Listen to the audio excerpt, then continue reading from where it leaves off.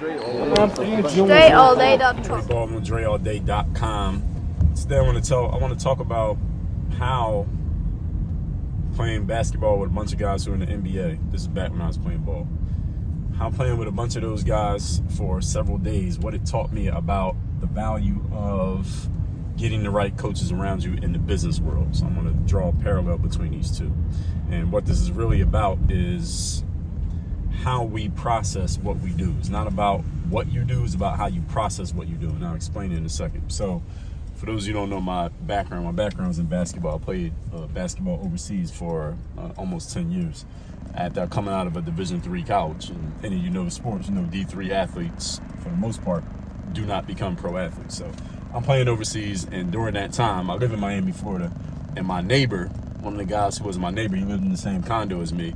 I ran into him one day, and he was just, he noticed I looked like an athlete, because at that time, y'all know I wear suits a lot in the videos, but at that day, I had on like a tank top and some shorts, and I looked like an athlete. He was like, "You play sports?" I was like, "Yeah, I play ball." He's like, "Yeah, I work with a lot of ball players." He gave me his business card.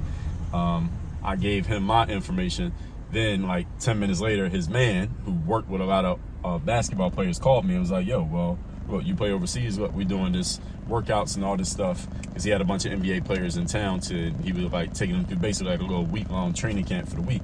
He was like, "You could join us for this training camp." I'm like, "All right, cool." So I joined him for the training camp. And this is paid, by the way. I paid to be at this training camp. And all the players paid. This guy's a trainer, professional trainer. So I go to the training camp for like a week, and we're working out, we're playing pickup and all that stuff. And the thing is, and I played a bunch of dudes in the league, a lot of guys who you know, some of them still in the league to this very day. And many people, casual basketball fans, or even people who think they're hardcore fans and think they know the game, quote unquote, would think that the biggest difference between a guy who plays overseas, like me, and a guy who plays in the NBA, like, almost everybody else on the court was an NBA player when I was out there playing. It might be two of us from overseas, everybody else is NBA. You might think the biggest difference is these guys are just better players. They're just bigger, faster, stronger. They just got more skills, et cetera, et cetera. That's the reason why they are just outplaying, or why they're playing in the NBA while you're not.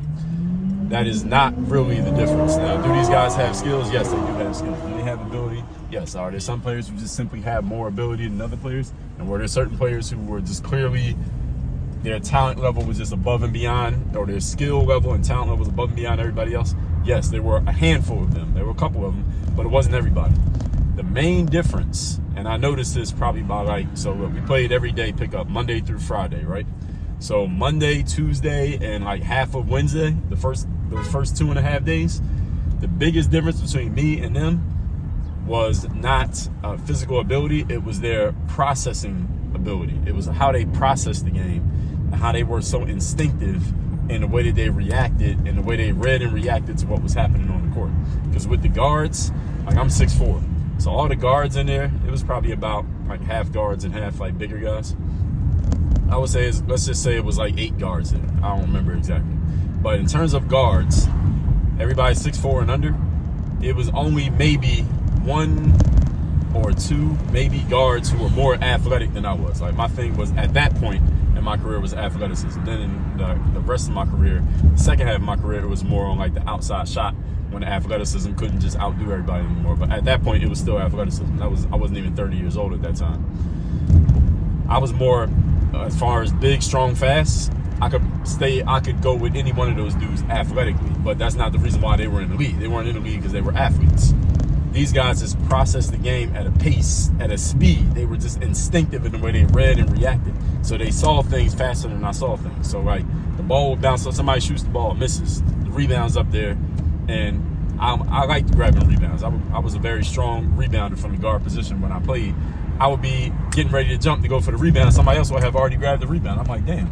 And these are dudes that wasn't even that athletic. I'm not even just talking about the guards. I'm talking about the big men too. It was big guys in there that if I named them, you'd be like, oh, that dude wasn't known for being athletic. He wasn't out there like dunking on people or swatting, blocking dunks or nothing like that. But these guys would be grabbing rebounds over me. They'd just be making plays faster than I was making plays. Not, again, because of their physical talent, but because they just processed the game at a pace at which I wasn't used to processing the game. And I'm going to explain to you why that is in a second. Then in the second half of the week, so like the second half of Wednesday, then the Thursday, Friday, I started to pick up on the speed of the game because I'm playing with these guys every day. I started to kind of catch up and I started to process the game. I got faster And by Thursday and Friday, I played a lot better than I did Monday, Tuesday, Wednesday. Like Tuesday and like half Wednesday, I was getting my ass bust. Be honest with you, I was getting my ass bust by these other dudes. Again, not because I couldn't physically keep up, but because they just saw the game at a speed that I didn't see the game. And what does this have to do with business? These days, I'm in the business world. And in the business world, the difference with people is not necessarily the speed at which you process things or even the speed at which you do things. That does matter, but it's what are you processing? What are you looking at? What are you measuring? What questions are you asking yourself? What are you looking for and looking at when you're assessing your business and you're assessing opportunities and you're assessing what you need to do next? That's the biggest difference. That's the biggest difference for people in the business world. Now, what does all this have to do with anything? What does it have to do with you? The fastest way to make the biggest impact on your career and your progress and anything you do, I don't care if you're an athlete, an entrepreneur, or anything in between, is to be around other people who are playing the game at a higher level than you. Now, I want you to notice a couple of things. First of all, I told you when I was not playing in the NBA. I did not play in the NBA, but during that week when I was playing with dudes who were in the NBA, I had to buy my way in. I invested in spending that time playing ball with these guys, and it was a great eye-opener and a great lesson, a great experience for me, and it was worth the investment, what I paid to be in that gym with those guys who played in the league. In the business world to this day, what I do, I invest in going to conferences. I pay thousands of dollars for tickets to conferences. I pay tens of thousands of dollars for coaching programs and to join paid masterminds. Why? So I can get access to the insights, the information, and the way that these people who are playing the game at a higher level than me, how they assess things, what they look at, what questions are they asking, what are they looking for when they assess their business versus what I was looking for when I was assessing my business before I got around it. This is why you invest in these things. And a lot of people incorrectly think that you invest in a trainer for, let's say, physically, or a coach in the business world. You invest in those people because they're going to just give you answers to all your questions. You got all these burning questions that you think if you get answers to these 16 questions, all of a sudden you'll be successful. No, that's not what you need. Now, maybe some of those questions do need to be answered, but the thing is, usually in my experience, and I work as a coach, 60 to 75% of the questions that you have that you think are the difference between your success and you just need these answers to be successful, 60 to 75% of your questions don't even need to be answered because they're the wrong question.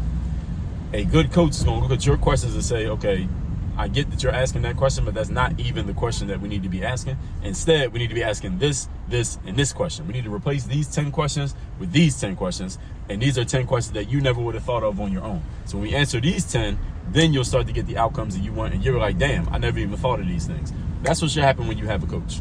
When you have a good coach or a good trainer in anything that you do, there should be a moment in damn near every engagement, or at least at the beginning, there should be a good number of them, because then once you get into the process of working with them, you're going to start to pick up on some of the things that they're sharing with you. But there should be a point, especially at the beginning, where you're like, damn, I never thought about that. I never looked at it that way.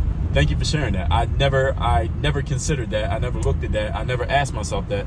I'm glad I'm working with you, because I never would have thought of that had I not been working with you. That's what should happen when you have a good coach. That's what processing is about. And when I was playing ball with these NBA guys, that's the thing that I noticed. By like Wednesday night, I realized, like, damn, you know what? What makes these guys so good is the fact that they simply process the game at a pace at which I don't process the game. They see things that I don't see. They're just instinctive. And I know other players who I played with in my career, like guys who have played overseas, got experience. I mean, we would sometimes, get experience. You play with guys who are in the NBA. I mean, we're pro level players, but they go play pickup. You play in rec leagues and stuff like that.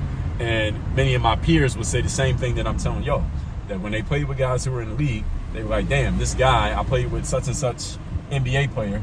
And I would ask them, hey, what did you notice was the biggest difference with him versus you? And they would say, yo, it wasn't physically. Like, yo, I could keep up with this dude physically. I was maybe quicker than him. I might be stronger than him. I might jump higher than him. I might be faster than him. It wasn't physical. A lot of people think that's not true.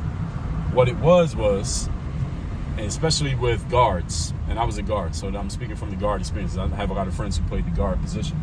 They would say, yo, this dude is just so instinctive. It's like he knows what you're going to do before you do it. He sees the play unfolding before it unfolds. And the reason they can do that is because they are playing with other NBA guys every day.